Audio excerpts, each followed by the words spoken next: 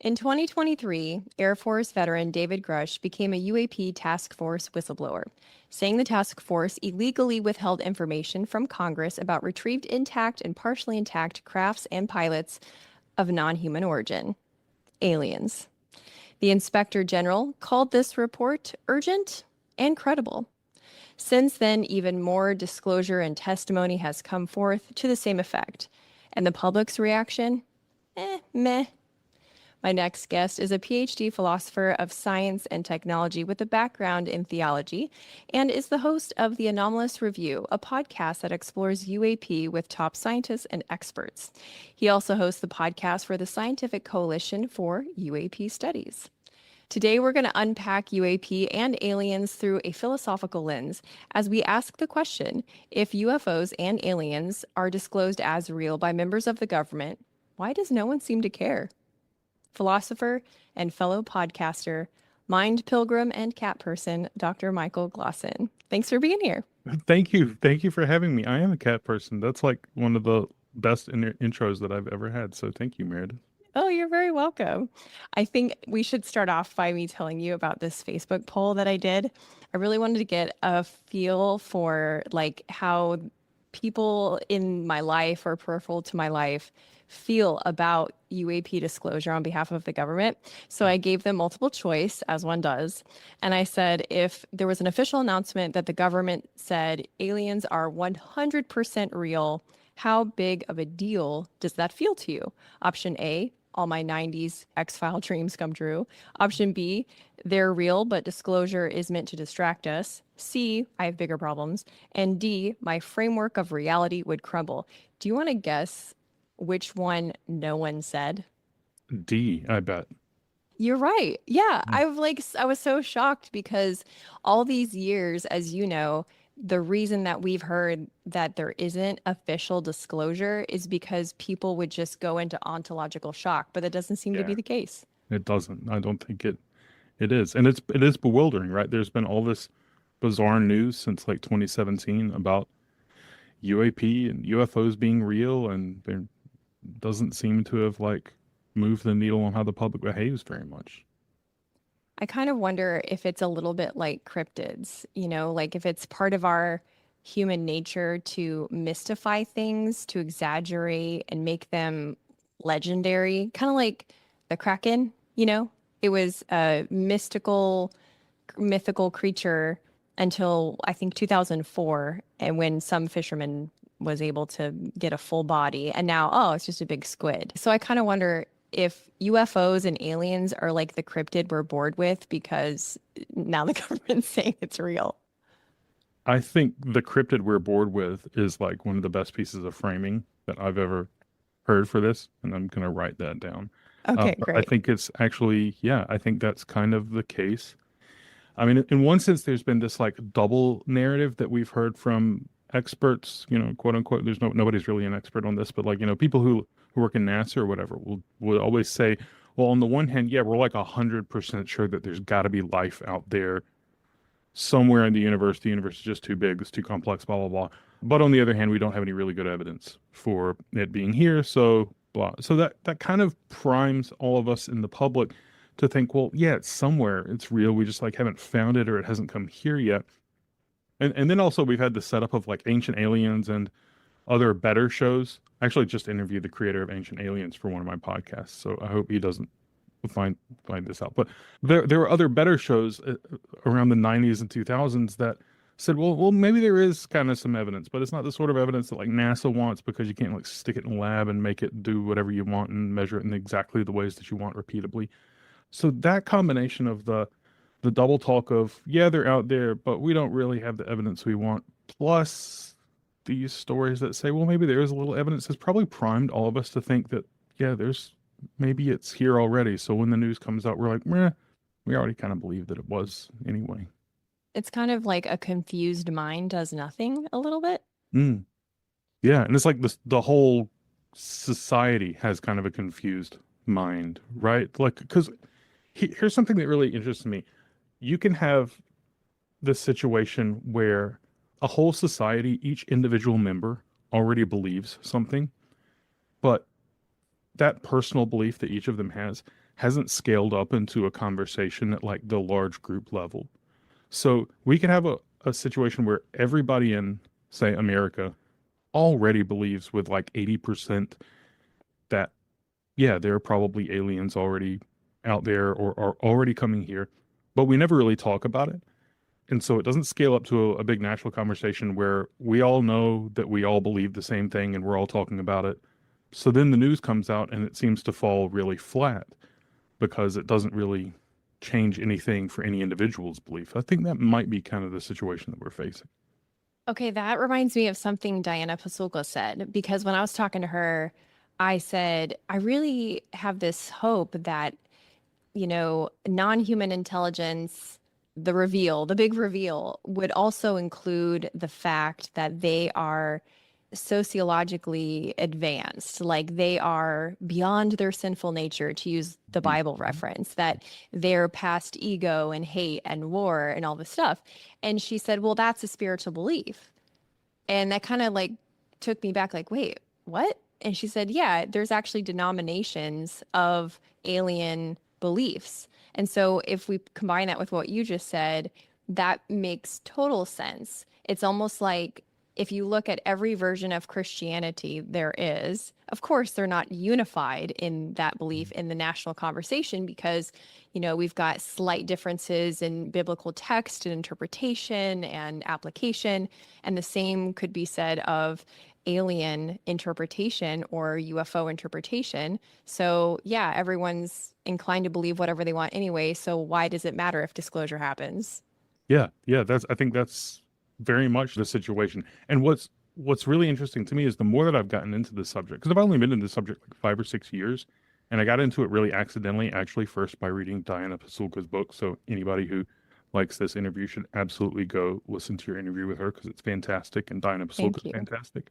But I stumbled into this not having any real strong beliefs one way or the other about it actually wasn't a thing I really thought about UFOs. I kind of believed, without even realizing it, that anybody who said that they had seen a UFO was either wrong, like they had seen a satellite or Venus or something, or they were mentally ill, in a very small portion of those, like people who's had abduction experiences, I sort of assumed it was a mental illness, or they were just lying. And when I stumbled into this subject, I found that can't possibly be true. I've just met too many people who are in very clear positions that indicate that they're sound of mind and intelligent and good, responsible thinkers who've had these experiences. But I also found that there are these weird denominations of belief, like within the government, there's a sort of cadre of people who, because of their worldviews, and this is some military people and some legislators, because of their like prior worldviews coming into their careers, they tend to think that anything alien is demonic. And so they don't want to mess with it at all. And this is like a real conversation that I know people in the intelligence community have come out of meetings and have texted me and been like, you'll never believe the conversations that I just had where people were like, we do not need to invest in sensor technologies to figure out what these things in our atmosphere are because they're probably just demons from hell who are like trying to confuse us or trying to pull us away from the belief in Jesus Christ or something.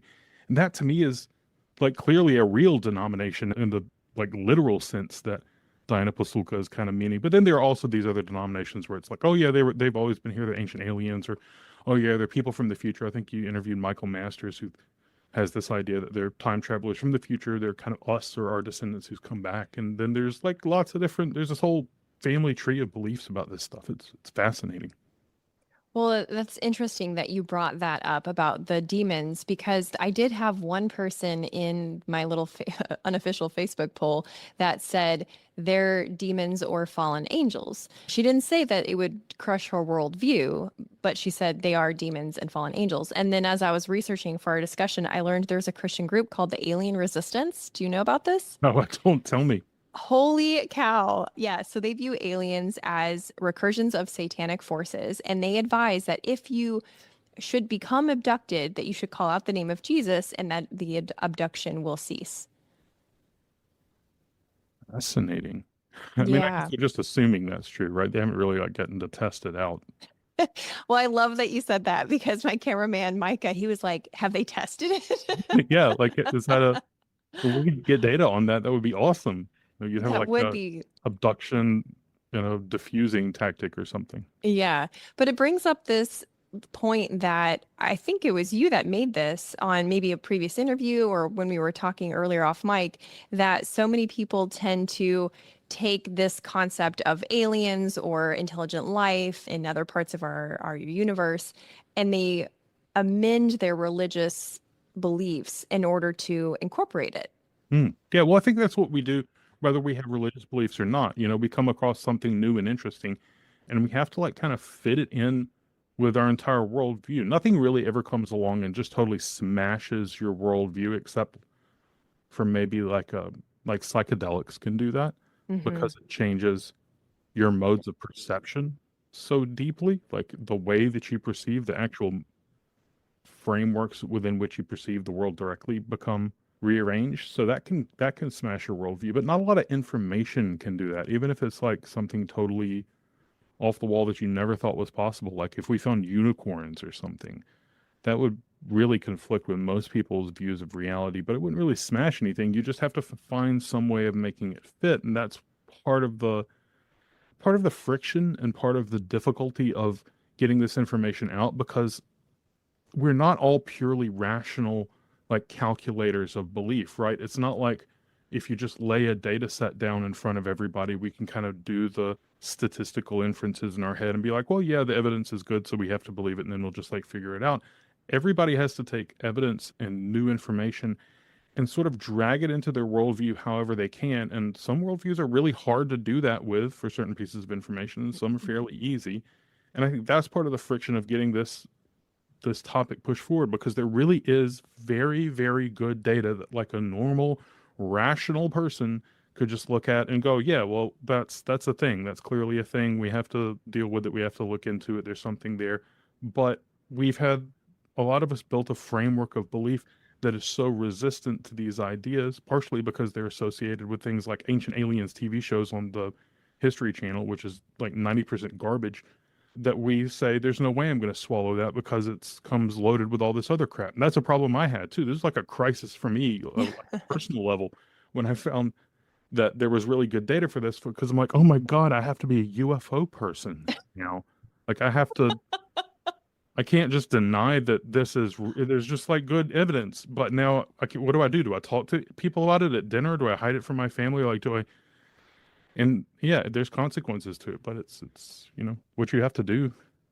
That's so funny. I do want to come back to the fact that people are ambivalent to the data, but speaking of data, I think this is a good time to talk about what the SCU does because people like the ancient alien stuff. They like it a lot. Do you know how many times I've had it requested that I interview the ancient aliens host guy?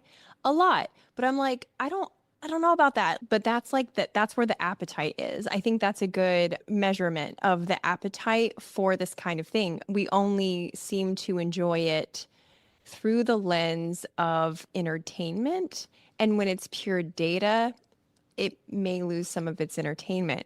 And when I have listened to the SCU podcast and kind of looked into more of what they've done, they seem pretty scientifically rigorous, which is low entertainment value for most people, unfortunately.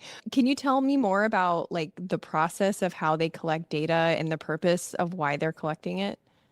Yeah, so the SCU, the Scientific Coalition of UAP Studies, is very largely composed of people who have PhDs in science. We have people who work at Lockheed Martin, we have people who are employees of NASA, a lot of professors are part of the group. There's very little sexy about us.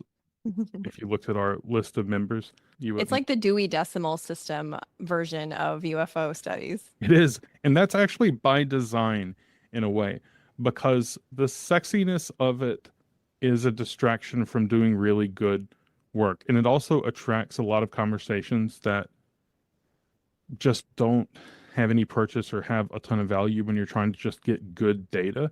So even if you look at our member list, as a member, if I look at the member list, there are several members who use pseudonyms because they want to do the work, they want to contribute to what SEU is doing, but they don't want a bunch of people like emailing them in their spare time their theories about where aliens come from or something, which is something that absolutely happens. Like you get a range of really good to really wild emails when you're doing this. But so the way SCU works is that we've got about 300 members, and about half of us have terminal degrees or are working in the, sort of highest levels of our discipline. And almost all of us are just donating our spare time to this, to looking at data sets that have been collected, because there are several organizations that have already collected enormous amounts of data, like MUFON and NUFORC are two organizations. One is the Mutual UFO Network, and the one is the National UFO Reporting Center. And they have cataloged like tens of thousands of reports of people who've experienced encounters with UAP. And so what those organizations have done for decades is, if you wrote in and said, look, I'm a farmer in Idaho, and a thing landed in my field and it burned a big circle in my cornfield, and then it flew off at an incredible speed or something, they would send somebody out to your cornfield to take measurements and see if the soil was irradiated and take pictures, and they'd write it down and they'd stick it in their database. But most of those organizations don't have a ton of people who actually do hard science for a living. They have good investigators, but SCU does have a ton of people who do really hard science in their normal jobs. And so we can look at those data sets and we can start to do analyses and see, like, what can we pull from this? What reasonable conclusions can we draw from all of the information that's been pretty rigorously collected? So in one report that we put out, I think 2 years ago, we looked at initially a set of 60,000 cases that had been reported and investigated, and we narrowed those down to about 300 of the ones that had the best evidence that we could find. And out of those 300, we said, what patterns can we now identify in the UFO phenomenon? Like, what really sticks out? And we were looking at really kind of basic empirical stuff, like what shapes are the objects? How do they tend to move? Do they have lights on them? Do they accelerate and make noise? Do they seem to interact with the atmosphere? And we came out with a bunch of different profiles that seem to emerge, like they're triangular UAP, they're disc-shaped UAP. The discs seem to come in like 2 or 3 different aspect ratios. There's like a 2:3 and a 1:7 that are pretty common. The triangular ones don't seem to ever make noise. They also have like electromagnetic effects, like they can stop your car from moving, stop your internal combustion engine, because they're ionizing all of the air around them, so that like the little spark plug doesn't spark right because the air is too ionized. And so we do that sort of work, and we come out with these really kind of boring white papers that list all of our conclusions. And those are interesting to people in the government. They're interesting to people who work in science, but you couldn't make a good like History Channel TV show out of anything that we're doing. But again, that's by design. Do they have any data collected on the actual non-human intelligence?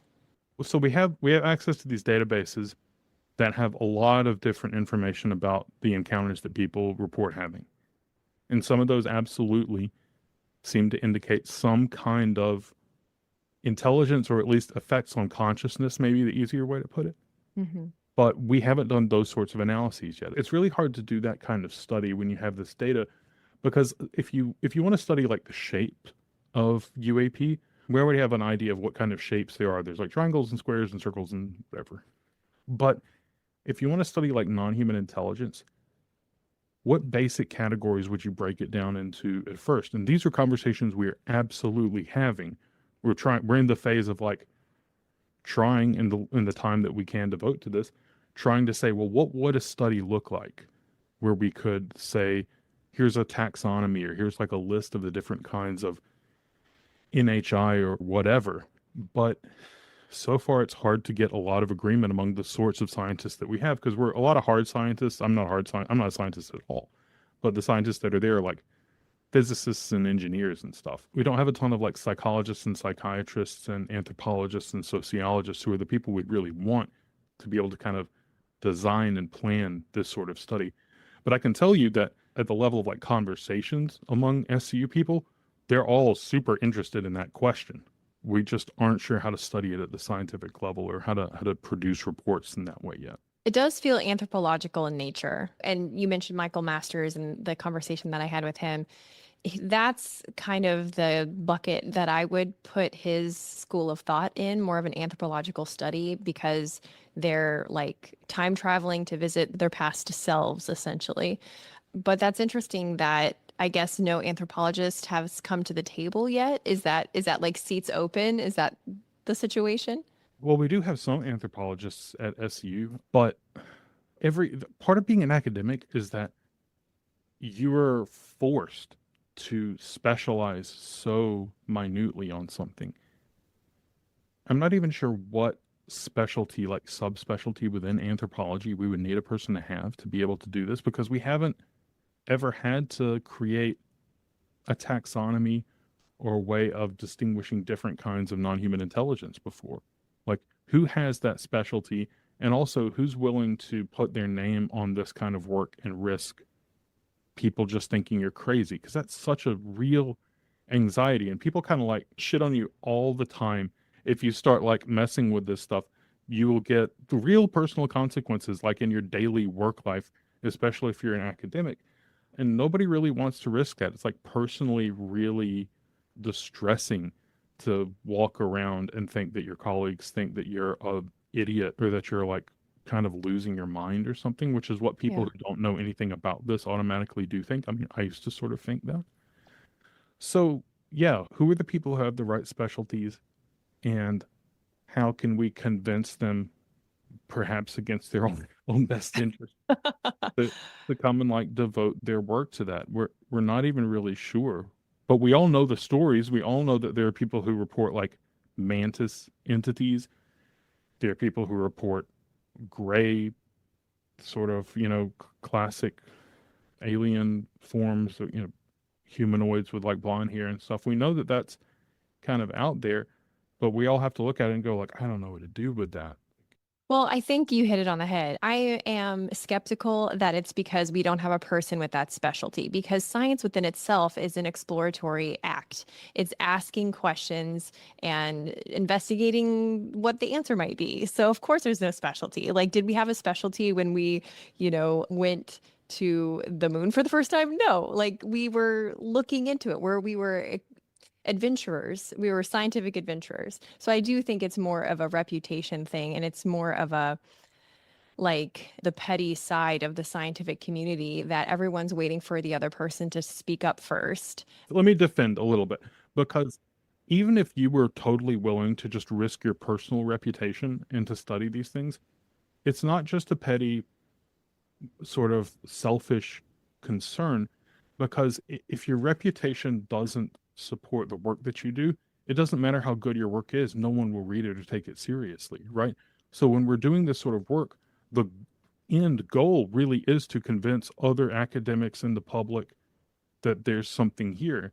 But if you do a great job and write a great book, and all anybody does is look at it and go, dumbass, like, Hmm. then it hasn't done anything in the first place. You've just like ruined your career and gotten nothing in the first place. So like, we have to have people who not only are willing to do this, which a lot of us would be. Like, if you just said, we'll put you in a room, we'll give you funding, and somehow we'll magically guarantee that like your professional and personal life won't be ruined by studying this, figure out what the NHI are.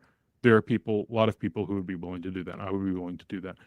But that's not the guarantee. The guarantee could only be, we'll put you in a room, we'll give you funding, you can do the best work you can, and then probably when you put it out, everybody will say, what the hell did these people know about NHI anyway? Like, why should we read their book? And your book will just sit there in a library somewhere, probably not even a library, on a computer. And then 50 years later, you'll be dead and it won't have mattered. Like, that's really the concern, is that it won't work. So it's not a matter of 100% vanity of like, I care about what people think of me. You're saying that it is a very pragmatic reason that the effort will not achieve its goal because it will fall on not just deaf ears, but turned backs. Yeah, it won't do anything. A publisher won't publish it. It'll just be a manuscript sitting on your computer, because publishers, when you put in like a proposal for a book, they're like, who is your audience? Who would buy this book? And if you say no one, because they'll all think I'm crazy, then nobody's going to publish your book. So It's really a much larger systemic problem. And like academics and scientists can be vain, but we're not that vain. I mean, if you go to a conference, look at these people, like half of them don't own a bottle of shampoo. Like they're not like the most arrogant, vain people that you can imagine. They're kind of already like given up a lot of the good stuff in life to like nerdily follow this thing that they like. So yeah, it's complex. Oh, I love it so much. Okay. So to go back to the data, so what we do have is data on UFOs or UAPs. So as a philosopher, should we filter that data through the lens of philosophy, or should we filter philosophy through the lens of the data? Well, both. You should like force both to be friends with one another. The concepts and the data need to all work together. Philosophers aren't super data driven people. We think that data is very important, but it's just not the area we work in. And there's a kind of highbrow naivety that a lot of people who think of themselves as science minded have about data, where they say, well, if you don't have data, then what can you do? What conclusions can you draw? And the answer is a lot of conclusions. Like we can prove scientific laws without any data. In fact, one of my favorite examples is Galileo's proof that gravity doesn't accelerate objects of different mass at different rates was not proven by the empirical experiments. It was proven Hmm. by a thought experiment that he did. There's a misconception that he just, dropped a bunch of stuff off the Leaning Tower of Pisa and timed how it fell, but that's not the proof at all. The proof was just a purely abstract philosophical proof. Philosophy has a lot of value in this, and it has a lot of value of being able to set the boundaries of the conversation that we're using the data in.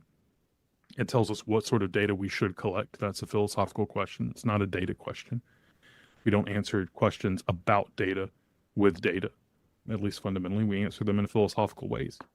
And there's all sorts of questions like, what is the significance of this? That's a purely philosophical question. It's not a data question.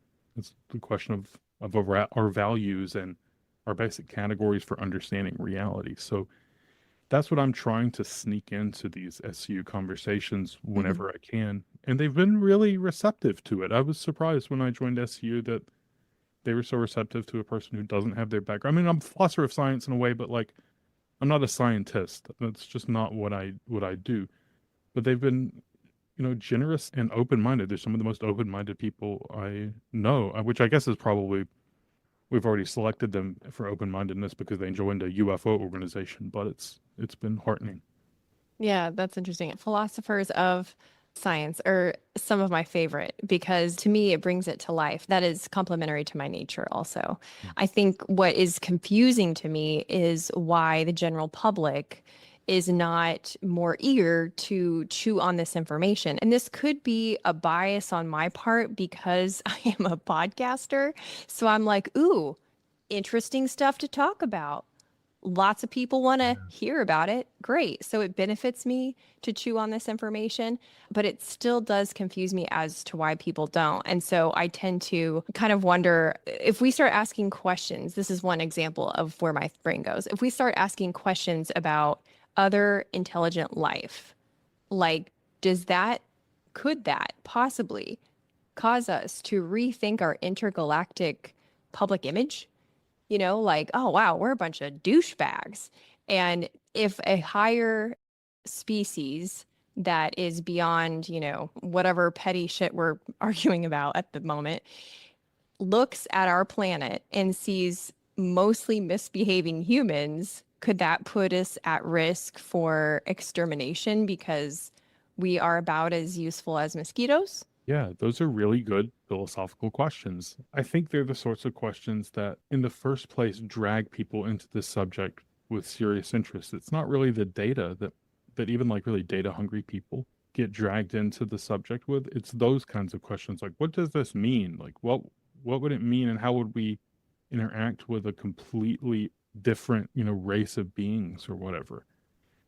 And those are the questions that we all do want to push, but the hard thing is that the answers in a way almost seem really obvious. Like it seems like we don't need aliens to show up in order for us to say, well, maybe we ought to get rid of our nuclear weapons, or like maybe we shouldn't be proliferating the sorts of weapons that we could use to destroy the entire ecosystem and turn this planet into a radioactive wasteland for 150,000 years. Like you don't really have to drag ETs in to be able to have those answers. So in a way, the subject kind of the second you bring it up, it automatically excavates and brings to the light all of these things that we fundamentally know to be true, that we're like really fucking up with the way that we're running our planet. And we're not sure how to stop because individually, again, most of us aren't like, yeah, make more nukes. Just like, fuck it, just ruin everything. But somehow we're stuck on that track. And there are a lot of like big, weird, complex game theoretic reasons why we're kind of stuck. I'll give you an example. So imagine that there's a huge amount of people who are really into the UAP subject who are pushing for this thing they call disclosure. They want like the government to come out and say, yes, we know there's UAP are real. They're not ours. They belong to some aliens that have been here for a long time, or whatever the story is, whatever they think the government may know. I'm not sure the government knows much at all. But they want the government to come out and say whatever the truth is. But there's these big, gnarly, systemic game theory-like reasons why that's not exactly possible. So imagine that tomorrow the president of the United States came out and said, like, in the White House press pool, they're aliens. We found them in Roswell in 1947. There's like 7 different kinds. They're super technologically advanced. We found some of their stuff. For reverse engineering it, blah, blah, blah. So imagine he said that. Imagine he gave these people, the disclosure demanders, what they wanted. Immediately what would happen is other nations that are enemies of ours would come out and say things that totally conflict with that, simply for the purpose of mucking up any public perception. The second that the president said that, either Kim Jong-un or Vladimir Putin would come out and say, nope, that's our technology. We are more advanced than America. America is putting out this lie about aliens because they don't want people to know that actually North Korea and Russia have much more advanced technology and America should submit to us immediately. And Iran would say, yep, we can verify that because we bought some of this technology from North Korea and Russia. And it would become a big spiraling conversation where nobody knew what the hell is true anymore, which is kind of where we already are, but it would just become way, way, way, way worse. That's just one illustration of how gnarly and complex the situation is for even having these conversations, I think. Well, the governmental application of disclosure, I definitely agree that they want to be wise about, all of that, especially when it comes to foreign relations. But it's the individual disinterest among the normal person that still leaves me scratching my head. And maybe it's because I'm coming at it from a data angle. Like you said, people are less interested in data and they're more interested in, I think you said questions, but maybe it's like the meaning for their own lives. Because, as I shared in that Facebook poll, no one said that it would cause ontological shock, but several people said they have bigger problems to worry about. One person said, yeah, but do I have to go to work tomorrow? Yes. Yeah. And then they also said, yeah, UFOs and aliens are real, but disclosure is just meant to distract us. And then they wrote in extra answers. And among those, several said, I don't need the government to tell me what to think or what to believe. I already know it's true. So it's almost like so much information causes it to become background noise anyway, and they don't care. Yeah, it's just like white noise because there's so much static and you're not sure where the signal is. I mean, it feels really similar to the way religion feels in America. Like everybody is actually interested in the questions that religion tries to answer, but you wouldn't know that from the way people live their daily lives or the conversations they have. But the reason that they don't really talk about this stuff is because it feels like there's an infinite number of groups vying for your attention and trying to tell you what the truth is. And how would you know what the truth is even if it right in front of you? It's like, okay, you could sit down and have a conference where every single person who thinks they know what the truth about religion or UAP is come and give you their speech. And at the end, you'd still be like, well, it's probably one of those. Or maybe it's none of those, but I don't know which one it is. So it's almost like exhaustion rather than apathy, I think. I do see that perspective. When I compare it, though, to what does make the mainstream conversation with a bang, it concerns me about us as a race.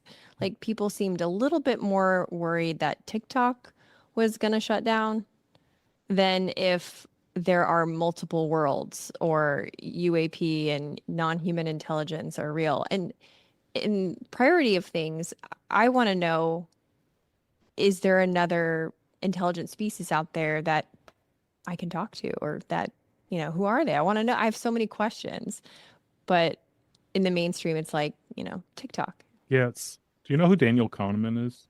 The Mm-mm. economist.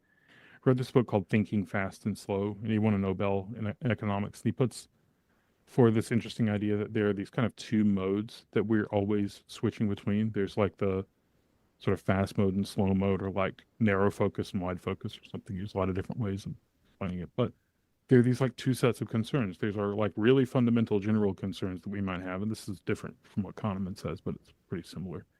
There's like the big questions, and then there's the questions about like what am I going to have for lunch, and what do I have to do at work today, and all this really pretty insignificant but immediate things. And I think that the lack of passion you see in the public for a lot of things, not just UAP, but a lot of things that really are fundamentally significant, has to do with the fact that we're, as a society, as a species at this point in our history, we spend almost all of our time in this mode of engaging just with the really immediate stuff. Part of that has to do with like our economic situation. Almost nobody in America is economically secure in the way that a middle class should be. I mean, there's almost no middle class in America. Vast numbers of people, millions, hundreds of millions of people live paycheck to paycheck. And when you're in that position, it's really hard to give a shit about whether there's like aliens on the far side of the moon, because my water might be cut off if I don't figure this situation out. And that's not irrational of them. That's just like dealing with the things you have to deal with. But if you keep hundreds of millions of people perpetually stuck in the mode of having to deal with the immediate stuff, you can ask them, like, don't you care about religion? And they really do, but you've sapped all of their energy from being able to care about that stuff. And it looks like the way they live looks like the only things they really care about are the immediate things like TikTok. But the truth is that the only things they care about are the things that are real in their life, that they have some purchase and like grasp on. They don't live in a they're not allowed to live in a broad and capacious way that allows them to really sit down and like meditate on the significance of other intelligences in the world. That just isn't a reality for them. That's such a good point.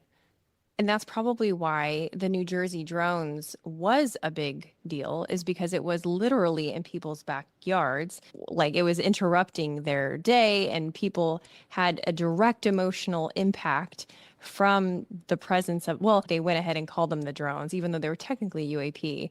And then I didn't find out till like 2 weeks ago that in January, it was announced that they were FAA authorized. I had no idea. I thought, oh, wow, we just stopped talking about that. But there was this press release that, oh, yeah, they were FAA authorized. I would love to hear your take on all of that, because it's just it's so weird.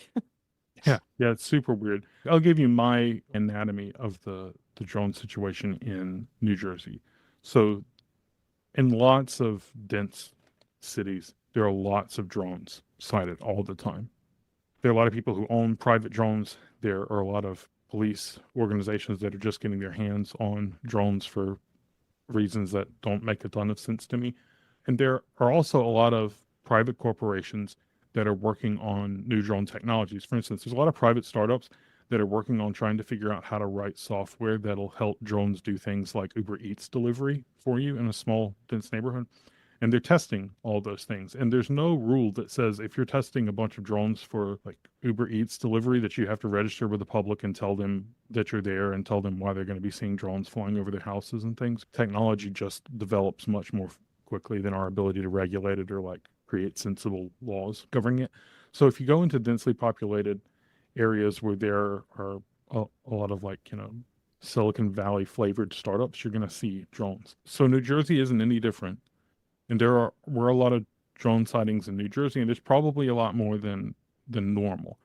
But undeniably a huge number of those are exactly these things. And the fact that people, when they report them as drones and not as UAP or as spheres or whatever, suggests that they really are a technology made by humanity, because people know what a drone is. It's got flight surfaces, it's got propellers and things on it, whereas UAP, the things that we call UAP, are mystifyingly non-human looking. They don't have wings, they don't have jets, they don't have anything that seems to account for the why they're being able to like hang out in the air or whatever. If you just like randomly Googled insert densely populated city drones in the sky, you're going to find plenty of videos for any city. So why did New Jersey get on the why did the New Jersey drones get on the national map? Well, it's because a congressman from New Jersey said that the drones were being launched from an Iranian mothership off the coast. That's really what like got traction with the national news at first. That congressman just doesn't happen to know anything that they're talking about. I think they're just wildly bad thinker, and they were getting bad information, and it's not even possible that Iran was launching drones off of a mothership. A mothership isn't even a real thing that anybody talks about other than like sci-fi people. But the particular ship that he was suggesting, we actually know where it is. There's satellite image from the entire week. It was parked over in Syria where Iran was getting its ass kicked by...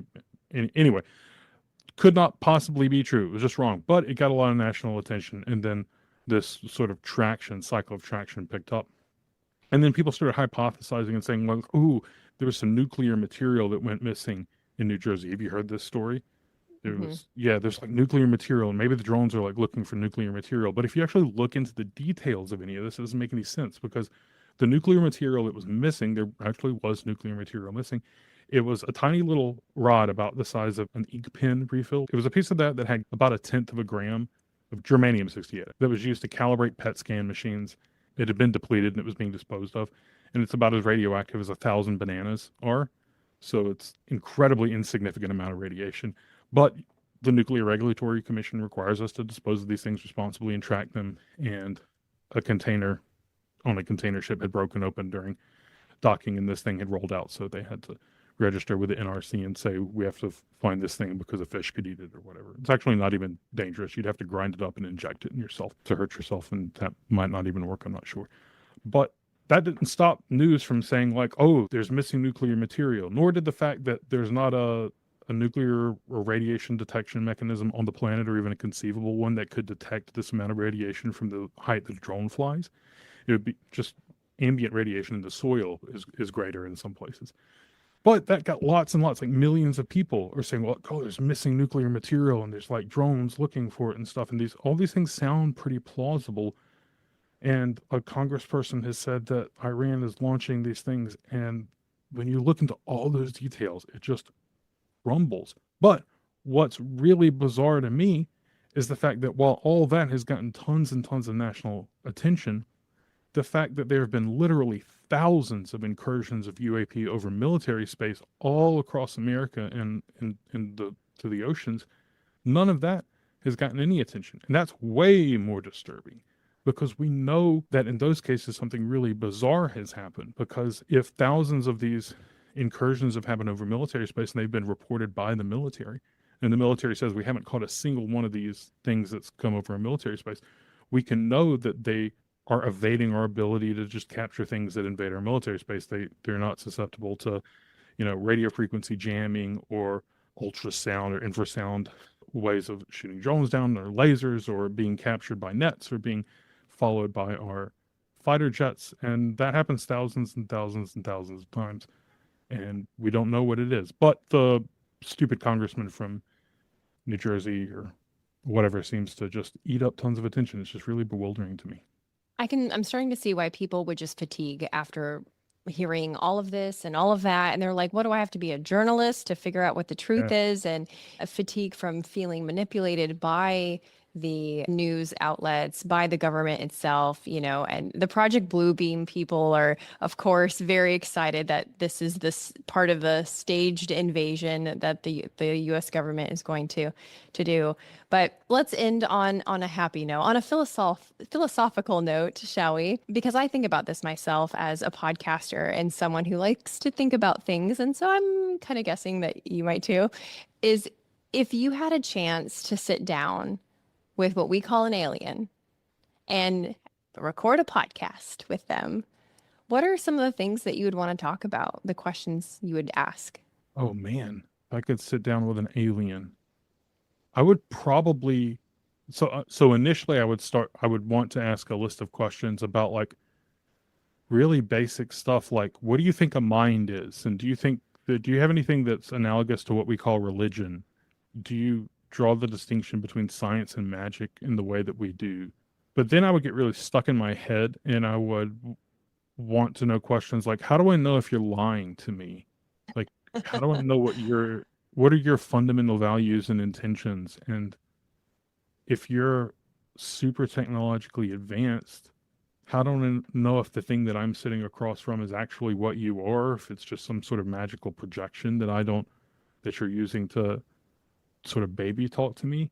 But if we could assume that they're all going to just like tell the truth and I can be assured of that, it would be the questions that like a 5-year-old asks their parents. Like, what do you think about the idea of God and death and morality and meaning? And do you know anything about our religions? And do you like any one better than the other and why?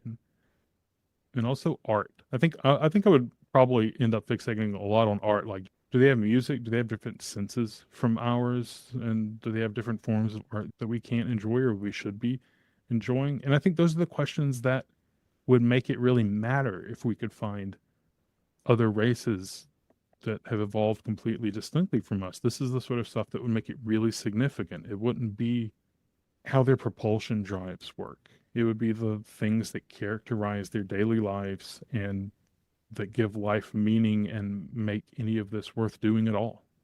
Yeah. Well said. Well said. This has been such a fun conversation. I have enjoyed this immensely. Tell people where they can hear more of what you're doing and what SCU is doing. Sure, you can find SCU at explorescu.org. You can find the podcast that I run for SCU. It's called The Anomalous Review. It's on all the normal podcast platforms. I'm also one of the sort of roundtable co-hosts of a podcast called UAP Studies podcast. It's much more like informal and conversational, and we do lots of interviews with lots of different people in the entertainment industry and things. And if you want to find me on social media, you can just look up Michael Glawson. There's not a ton of us. There's a really old man in Florida who's not me, but I'm the other one. And if you want to talk to me, you can email me at michaelglawson@me.com. I tend to respond and I like having conversations with people. And yeah, that's me. Awesome. Thank you so much. This was fantastic. Thanks, Meredith. I've had a really good time. You're a very good interviewer. Thank you.